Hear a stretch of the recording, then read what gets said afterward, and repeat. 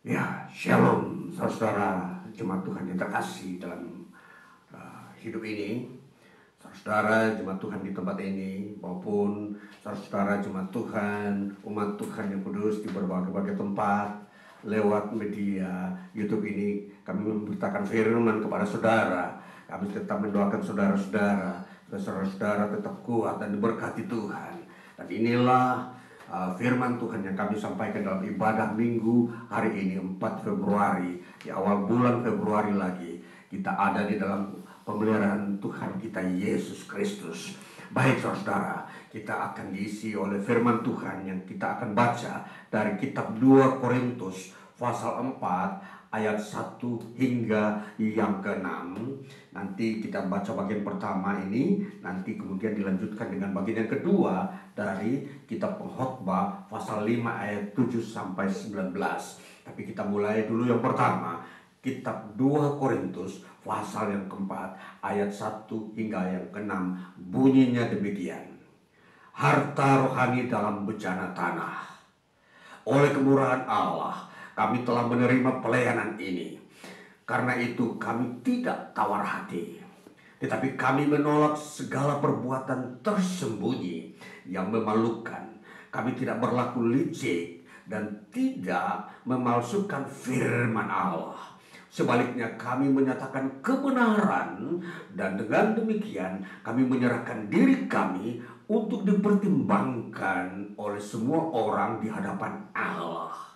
Jika Injil yang kami beritakan masih tertutup juga, maka ia tertutup untuk mereka yang akan binasa, yaitu orang-orang yang tidak percaya, yang pikirannya telah dibutakan oleh ilah zaman ini, sehingga mereka tidak melihat cahaya Injil tentang kemuliaan Kristus yang adalah gambaran Allah. Sebab bukan diri kami yang kami beritakan, tetapi Yesus Kristus sebagai Tuhan, dan diri kami sebagai hamba-Mu karena kehendak Yesus. Sebab Allah yang telah berfirman, dari dalam gelap akan terbit terang. Ia juga yang membuat terangnya bercahaya di dalam hati kita, supaya kita beroleh terang dari pengetahuan tentang kemuliaan Allah yang nampak pada wajah Kristus. Ya, itu bagian pertama. Nanti kita akan mendapat pendampingan ayat berikutnya dari kitab Pengkhotbah pasal ke-5 ayat ke-7 hingga yang ke-19. Kitab Pengkhotbah pasal yang ke-5 ayat yang ke-7 hingga ayat yang ke-19, bunyinya demikian: kesia-siaan kekayaan. Kalau engkau melihat dalam suatu daerah orang miskin ditindas dan hukum serta keadilan diperkosa, janganlah heran akan perkara itu. Karena pejabat tinggi yang satu mengawasi yang lain, begitu pula pejabat-pejabat yang lebih tinggi mengawasi mereka. Suatu keuntungan bagi negara dalam keadaan demikian ialah kalau rajanya dihormati di daerah itu. Siapa mencintai uang tidak akan puas dengan uang, dan siapa mencintai kekayaan tidak akan puas dengan penghasilannya. Ini pun sia-sia. Dengan bertambahnya harta, bertambah pula orang-orang yang menghabiskannya. Dan apakah keuntungan pemiliknya selain daripada melihatnya enak tidurnya orang yang bekerja, baik ia makan sedikit maupun banyak. Tetapi kekenyangan orang kaya sekali-kali tidak membiarkan dia tidur. Ada kemalangan yang menyedihkan kulihat di bawah matahari. Kekayaan yang disimpan oleh pemiliknya menjadi kecelakaannya sendiri. Dan kekayaan itu binasa oleh kemalangan, sehingga tak ada suatu pun padanya untuk anaknya. Sebagaimana ia keluar dari kandungan ibunya, demikianlah juga ia akan pergi. Telanjang seperti ketika ia datang. Dan tak diperolehnya dari jerih payahnya suatu pun yang dapat dibawa dalam tangannya. Ini pun kemalangan yang menyedihkan. Sebagaimana ia datang, demikian pun ia akan pergi. Dan apakah keuntungan orang tadi yang telah berlelah-lelah menjaring angin? Malah sepanjang umurnya ia berada dalam kegelapan dan kesedihan, mengalami banyak kesusahan, penderitaan, dan kekesalan. Ya, sampai demikian bagian firman Tuhan 16 kita batasi di situ. Baiklah, mari kita mau melihat tema di hari ini, saudara-saudaraku, di awal bulan Februari tahun 2024, sesuai dengan teks bacaan kita dari kitab 2 Korintus dan kitab pengkhotbah ini.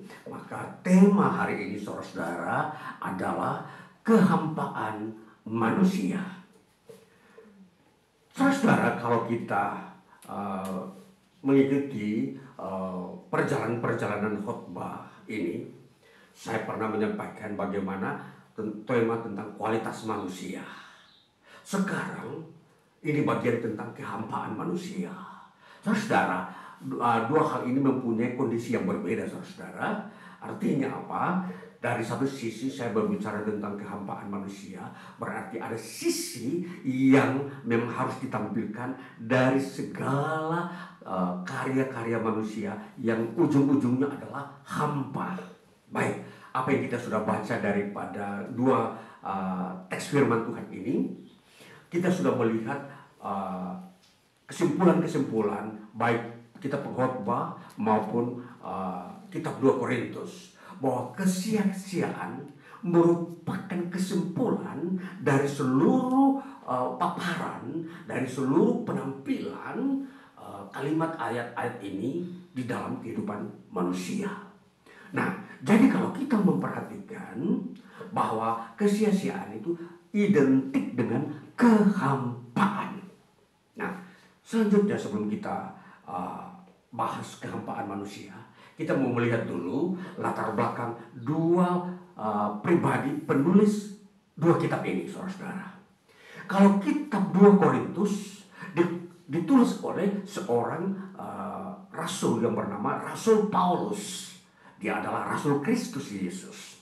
Sedangkan kitab pengkhotbah ini ditulis oleh Raja Salomo.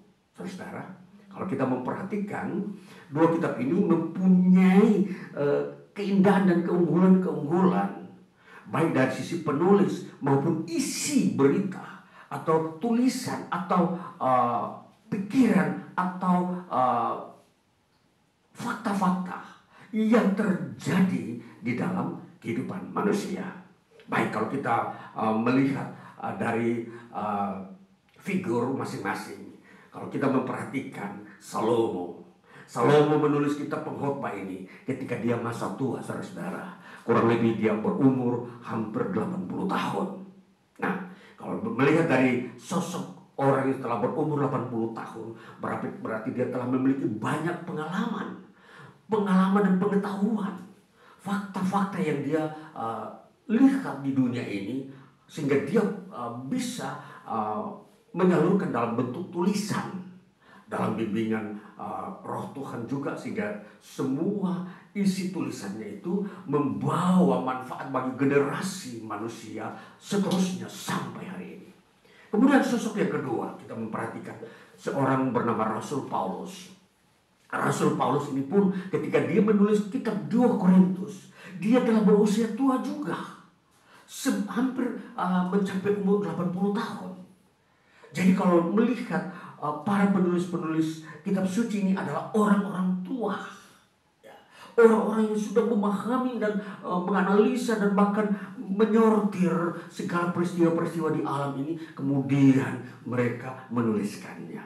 Nah, pengalaman bagaimana Rasul Paulus ini bergaul dengan Kristus dan Injil Kristus itu. Nah, kita menghubungkan kedua figur ini, kedua profil ini, si Salomo dan Paulus. Di zaman yang berbeda, di tahun yang berbeda. Kalau Salomo hidup kurang lebih 900 tahun sebelum Yesus lahir. Sedangkan Paulus hidup di zaman Kristus Yesus. Ya, kalau kita memperhatikan perbedaan tahun dan zaman ini, tentunya banyak pengetahuan yang muncul. Namun kita melihat, sekalipun pengetahuan semakin banyak muncul, semua ada dalam orientasi kehidupan manusia. Salomo, dia melihat bagaimana kehidupan manusia di era dia, dan dia menuliskannya. Kemudian Rasul Paulus pun demikian, menuliskan menyangkut hal-hal kehidupan manusia dengan karya Allah. Nah, jadi dari semua ini kita melihat bahwa tentunya di dalam Alkitab kita bisa menemukan bagaimana pengalaman-pengalaman orang-orang yang hidup ribuan tahun yang lalu menuliskannya dan sampai hari ini. Nah, jadi kita semua yang mempelajari firman Tuhan ini, itu kita mempelajari wahyu Tuhan dalam sejarah. Wahyu Tuhan yang telah ditampilkan ribuan tahun yang lalu, yang telah disimak dan dihidupi oleh manusia di era itu. Jadi saudara, ini sebuah fakta yang memang sangat berguna, dan disinilah kita menemukan bagaimana kegunaan hidup kita di masa yang akan datang. Saudara, kita memperhatikan, kalau kita memperhatikan dari profil masing-masing, Salomo adalah seorang raja, dia seorang yang berhikmat. Paulus seorang yang pandai, dia bagian daripada murid Gamaliel yang pada era hidupnya dianggap tokoh-tokoh agama, orang-orang yang pandai mengerti tentang hukum Taurat. Kedua profil ini memperlihatkan kepada kita, saudara, mereka menampilkan hal-hal yang sangat-sangat berguna. Bergunanya itu untuk membuka rahasia siapakah manusia, siapakah mereka ketika mereka hidup di dunia ini. Dan kita memperhatikan, pertama, kalau kita memperhatikan Salomo berkata, kesia-siaan kekayaan, orang yang bekerja, orang yang menghasilkan segala macam bentuk kekayaan dan keuangan, dikatakan semua sia-sia. Semakin banyak bertambah harta, semakin banyak yang menghabiskannya. Nah, ini saudara, ini berarti bahwa apa yang dikerjakan manusia itu hampa. Dia datang ke bumi ini dengan telanjang, dia kembali juga dengan telanjang. Jadi itu yang disebut kehampaan, saudara-saudara. Jadi kita melihat bagaimana kondisi manusia sesungguhnya. Inilah manusia yang diperlihatkan oleh Salomo, bahwa dia datang dengan telanjang, dia pulang pun dengan telanjang. Nah, jadi kalau kita perhatikan, maka apa yang disebut hal ini disinggung oleh Salomo, telanjang ini, itu disebut kehampaan. Tidak ada faedahnya, tidak ada yang patut diunggulkan oleh setiap orang di muka bumi ketika melihat kondisi dia seperti itu. Saudara-saudara, disimpulkan, digambarkan bahwa ketika manusia lahir ke bumi telanjang, dia kembali lagi dalam bentuk kematian telanjang. Artinya apa, saudara-saudara? Dia tidak membawa satu apapun. Artinya keberadaan dia tidak bisa diandalkan ketika dia mati. Apa yang dikerjakan di bumi ini kelihatan dalam bentuk benda, itu tidak bisa disandingkan dalam dirinya ketika dia menghadap Tuhan.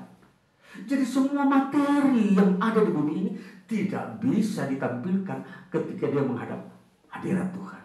Jadi semua benda-benda di bumi ditinggalkan kepada anak-anaknya atau orang lain yang menikmatinya.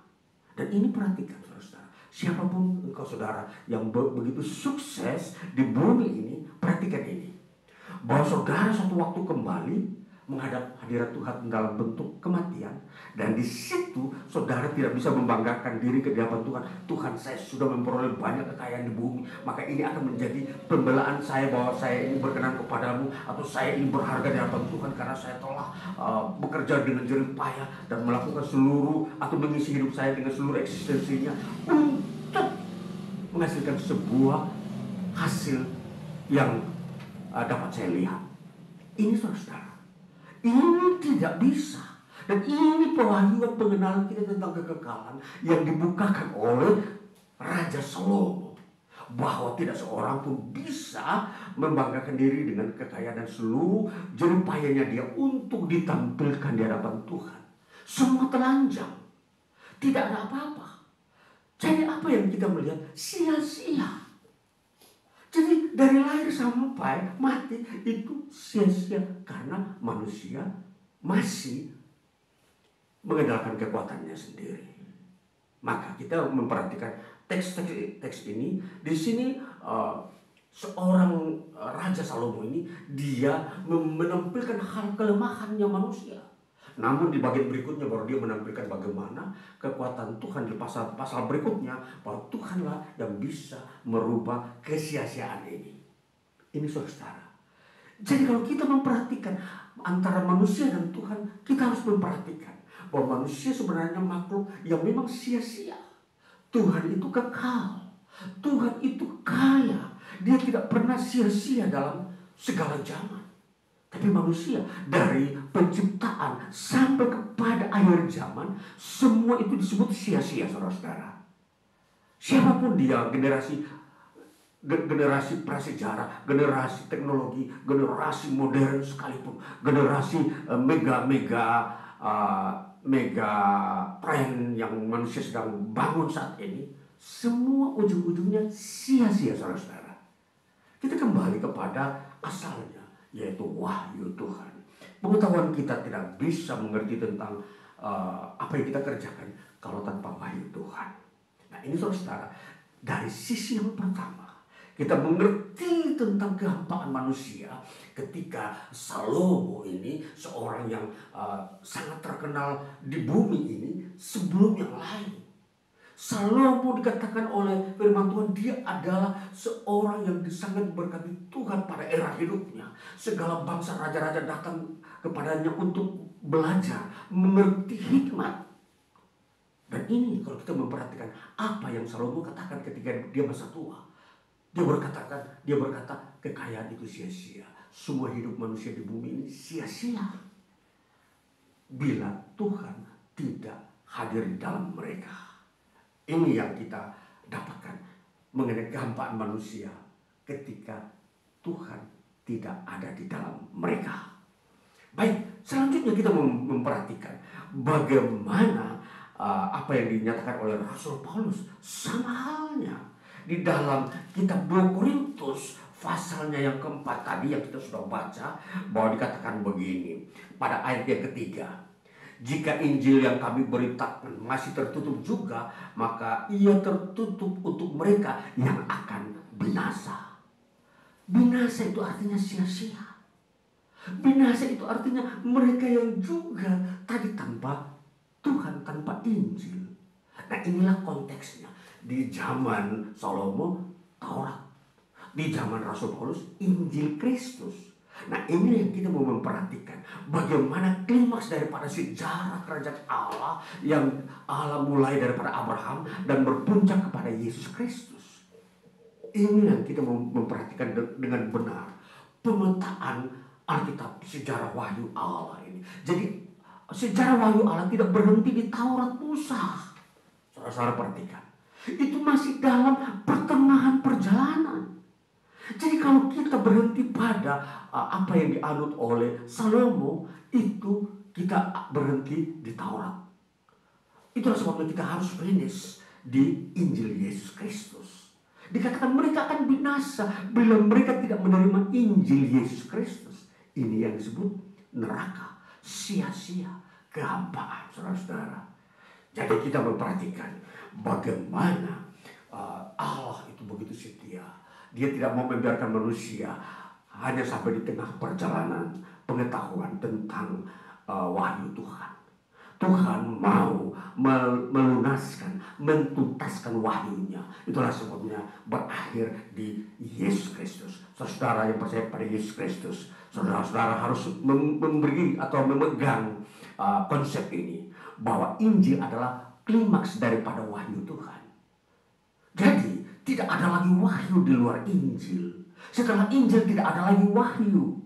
Sudah tidak ada lagi Tuhan menyampaikan rencananya, planningnya di masa akan datang. Berhenti di Yesus Kristus dan wahyu dan kehadiran Roh Kudus menyatakan pekerjaannya di bumi ini. Jadi saudara, lihat.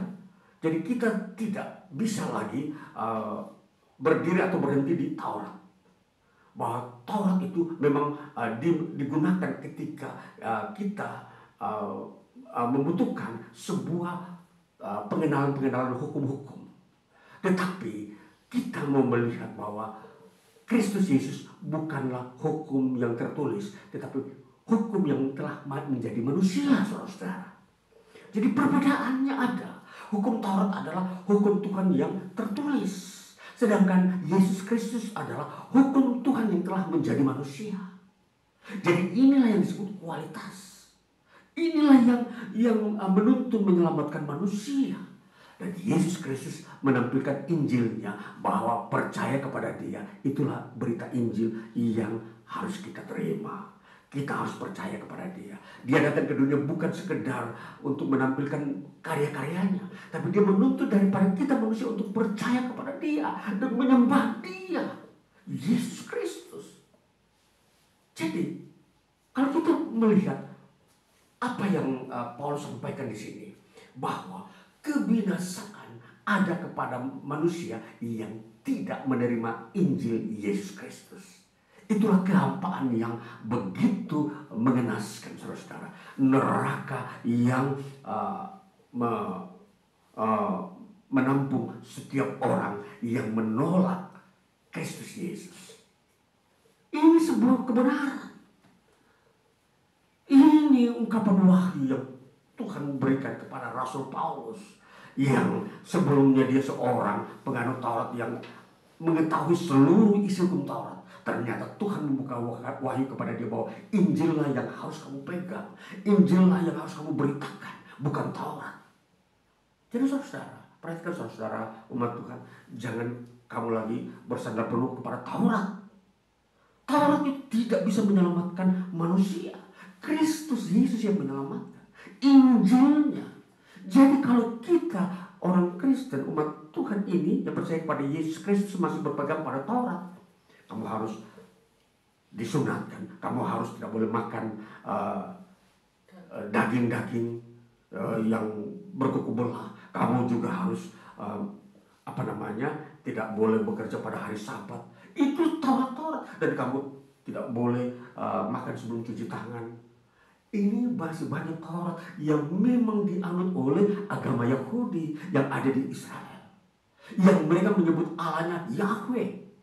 Orang Yahudi tidak mau menyebut Yesus itu Tuhan, tetapi kita orang Kristen menyebut Yesus itu Tuhan, dan Allah kita disebut Bapa. Berbeda dengan Yahweh. Yahweh memang Allah yang menyatakan diri kepada orang Israel, tapi kalau diterjemahkan Yahweh dalam bahasa ini Indonesia, Yahweh artinya aku ada sebagaimana aku ada, yaitu diterjemahkan dalam Yesus Kristus kekal. Maka kalau kita menyembah Yesus, sebenarnya itu adalah penjelmaan atau penyataan diri Yahweh kepada manusia. Jadi tidak perlu kita menyebut Yahweh saja, kita menyebut Yesus sudah lengkap. Itu adalah Yahweh, Dia ada kekal selama-lamanya. Jadi saudara, jangan kita tampil dengan sesuatu yang baru, bahwa Bapa kita itu kita harus panggil Yahweh tanpa harus menyebut Yesus. Saudara, kekristenan kita kuncinya di Yesus. Tanpa Yesus kita tidak mengenal Yahweh. Jadi kalau saudara sudah Kristen, panggil Yesus itu Tuhan, dan Dia itu Bapamu. Saudara-saudara, jangan kita mengikuti sebuah aliran ajaran-ajaran baru yang kita tidak mengerti bahwa Yahweh itu Allah yang benar. Iya, itu Allah yang pertama memperkenalkan diri kepada Musa, kepada orang Israel melalui Taurat. Kita diperkenalkan bukan melalui Taurat, melalui Yesus. Jadi jelasnya bahwa Yesus itulah yang kita kenal sebagai Yahweh. Walaupun kita tidak menyebut Yahweh, tapi kita menyebut Yesus, sudah terintegrasi dengan Yahweh, saudara-saudara. Jadi jangan kita menghilangkan Yesus Kristus dari sebuah pujaan kita atau penyembahan atau ibadah kita. Yesus itu sebenarnya Yahweh, tetapi memang kita tidak mengenal Yahweh di dalam dunia kekristenan. Kita mengenal Yesus. Yang dikenal Yahweh hanya di dunia Yahudi. Jadi ini saudara-saudara, jangan membuat sebuah garis ekstrim di dalam sebuah pengajaran. Ya, kita harus melihat, kita mengerti bahwa Yesus itu di dalam dia terintegrasi, termasuk Yahweh di dalamnya. Jadi ini kita harus perhatikan baik-baik saudara-saudara. Jadi kita terus menyembah Yesus dan Allah tetap membenarkan bahwa percaya kepada Yesus itu di dalamnya sudah ada Bapa, di situ adalah Yahweh, saudara-saudara. Jadi puncaknya di Injil. Nah, itulah sebabnya saudara, mereka yang tidak mempercaya kepada Yesus dan Injilnya hampa. Perhatikan, 2 Korintus pasal 4 sudah jelas memberitakan bahwa Injil Yesus Kristus itulah siapa yang menolaknya akan binasa. Bukan menolak Yahweh. Jadi kalau kita menerima Yesus itu sudah sempurna. Ketentuan Yesus Kristus itu adalah puncak daripada sejarah karya keselamatan Allah. Jadi Allah sebenarnya mau menuntut orang Israel menerima Yesus. Jadi tidak terbatas kepada Yahweh. Jadi sesungguhnya klimaks daripada dunia keselamatan itu di dalam Yesus Kristus, bukan Yahweh. Yahweh telah terintegrasi di dalam Yesus Kristus ini menjadi satu. Bukan berbeda. Yahweh dengan Yesus tidak berbeda. Tapi kalau Yesus ini Yahweh yang menyatakan diri kepada manusia, telah menjadi manusia ini, firman yang telah menjadi manusia. Jadi saudara, pahamilah dengan baik dan benar bahwa istilah Yahweh ini adalah penyataan diri Allah kepada orang ibarat yang khusus. Kalau diterjemahkan, aku ada sebagaimana aku ada, atau aku adalah yang ada selamanya. Itu kata Yahweh, saudara-saudara. Jadi kalau kita memperhatikan kebenaran-kebenaran, baiklah kita baca dengan baik. Kita mau mendengarkan sesungguhnya Injil tidak salah. Injil tetap mengabarkan kebenaran. Saudara percaya Yesus itu adalah kebenaran kekal. Tuhan yang benar, Tuhan yang hidup, Tuhan yang akan menghakimi segala bangsa. Jadi ketika kita percaya kepada Yesus Kristus, segala kehampaan itu hilang. Semua yang menjerat manusia yang disebut kehampaan itu dihapuskan ketika kita menerima Injil Yesus Kristus. Ketika menerima pribadi Yesus Kristus dan ajarannya Injil itu kita masuk di dalam peniadaan kehampaan, peniadaan kesia-siaan. Jadi saudara-saudara pilih. Jadi di dunia ini tidak ada jalan ketiga, hanya 2 jalan. 1 kesia-siaan, 1 kekekalan. Kalau sia-sia, ya tadi manusia mengandalkan kekuatannya sendiri, kekayaannya. Kalau kita mau kepada kekekalan, kita percaya Yesus, terimalah dia. Tidak ada alternatif yang ketiga. Jadi saudara ini tidak rumit, saudara tidak dibingungkan oleh wahyu Tuhan. Tuhan tidak pernah menyesatkan manusia. Tuhan tidak pernah membingungkan manusia. Yang membingungkan manusia karena ada yang lain yang memang manusia tidak mau membuangnya, yaitu yang disebut kesia-siaan.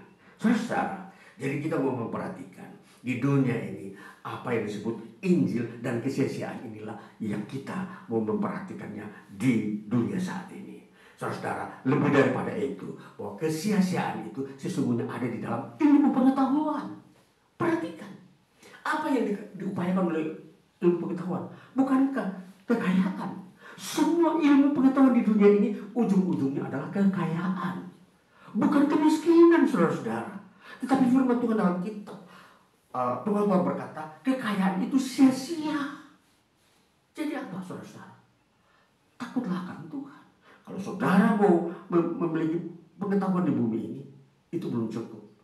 Engkau harus tambahkan dengan iman kepada Yesus Kristus. Engkau harus tambahkan kepada Injil di dalam dirimu. kamu tambahkan kepada dirimu, yaitu Injil Kristus Yesus. Ini saudara-saudara, saudara keluar dari kesia-siaan, keluar dari kehampaan. Karena ujung dari hidup kita, kita harus yakin kita memiliki hidup yang kekal. Banyak ajaran-ajaran di dunia ini yang mau mengaburkan Injil, saudara. Muncul apa yang disebut Gnostik. Gnostik adalah orang-orang yang sejak mulanya memang cinta dunia ini dan materi. Gnostik kalau diterjemahkan dalam terambil dari bahasa Yunani, gnosis. Gnosis itu kalau diterjemahkan ilmu pengetahuan. Saudara, jadi orang-orang Yunani cinta akan ilmu pengetahuan. Itu sebabnya sumber pengetahuan lahir daripada mereka.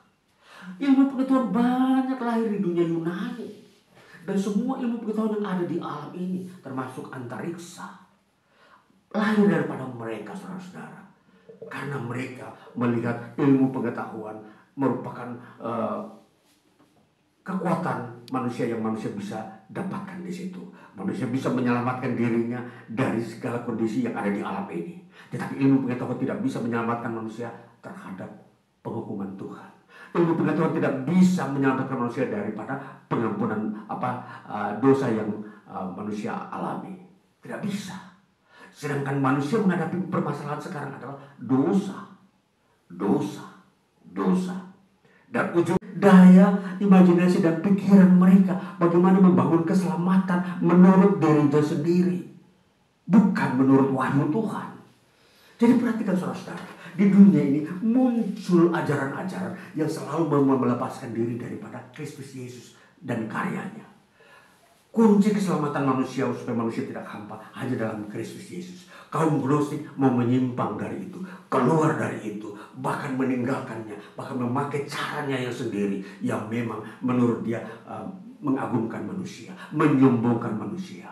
Apa yang dikatakan kitab Daniel pasal yang ke-7 yang kita baca tadi, bahwa ada muncul mulut yang sombong di akhir zaman di antara raja-raja. Ini apa yang dimaksudkan, bahwa di sini adalah ternyata itu ilmu pengetahuan. Dan Gnostik itu mulai muncul abad kedua sebelum Yesus lahir. 200 tahun sebelum Yesus lahir. Itu artinya itu zaman kegelapan. Itu zaman di mana di situ Tuhan tidak berfirman. Zaman di mana memang di situ peranan roh-roh jahat kegelapan dan iblis mau mengambil posisi sebelum Yesus lahir. Ada kurang lebih 200 tahun, 2 abad di mana dunia ini ada dalam kegelapan, yaitu abad kedua. Dan disinilah Plato mulai tampil dengan filsafatnya, idealisme. Filsafat Plato yang terkenal, idealisme. Bahwa dunia ide itu adalah dunia yang cemerlang.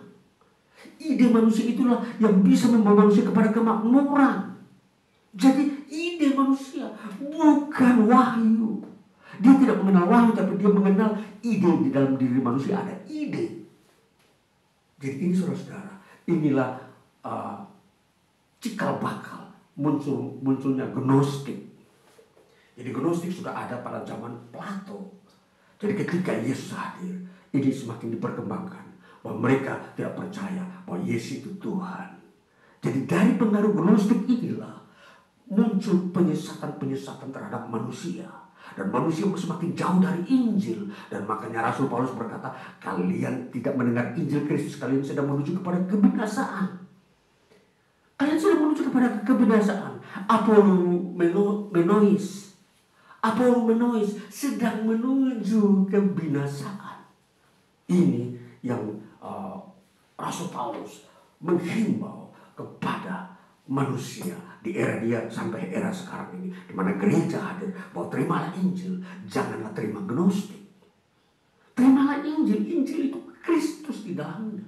Percaya kepada Kristus, maka kamu mendapatkan pencerahan. Kamu mendapatkan hati yang tulus, hati yang rendah hati, tidak perlu menyombongkan diri. Kaum Gnostik adalah kaum yang sombong, mengandalkan dirinya, mau menentang Tuhan, menentang Allah dalam karyanya di dunia ini. Itu kaum Gnostik, saudara. Jadi kaum Gnostik bukanlah kaum arif, kaum yang lemah lembut. Mereka kaum penentang Tuhan dan selalu membawa manusia jauh dari Tuhan. Lalu muncullah komunisme itu. Saudara, inilah bagaimana rentetan, bagaimana rundown-nya ya, munculnya komunisme ini dari karena mulanya munculnya gnostik. Nah, itulah bagaimana kehampaan manusia. Ilmu pengetahuan sesungguhnya memberikan kehampaan, bukan kekekalan. Manusia tidak bisa sampai surga dengan menggunakan ilmu pengetahuan. Manusia tidak bisa masuk makan bersekutu dengan Allah dengan menggunakan pengetahuan manusia. Tidak bisa, saudara. Saudara hanya menerima Yesus Kristus dan Injilnya. Inilah yang membuat saudara bisa masuk kepada kekekalan, bertemu dengan Allah, memerintah bersama Kristus Yesus. Ini, terimalah Kristus, saudara. Jangan sia-siakan. Ini berita benar, berita yang menyenangkan umat manusia, berita yang mengagumkan setiap orang yang merindukan kekekalan. Saudara yang merindukan kekekalan, terimalah Kristus dan Injilnya. Jangan terima yang lain. Kalau saudara sudah menerima Kristus Yesus, Dia akan memberikan saudara hikmat bagaimana hidup di dunia ini dengan benar. Itu saudara yang terkasih, bagian firman Tuhan yang kita terima hari ini, bagaimana melihat kehampaan manusia. Jadi kehampaan manusia itu mereka yang hidup tanpa Kristus Yesus.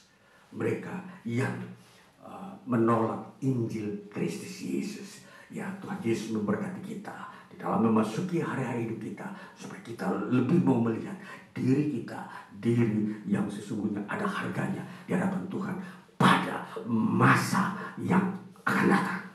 Tuhan Yesus memberkati. Haleluya.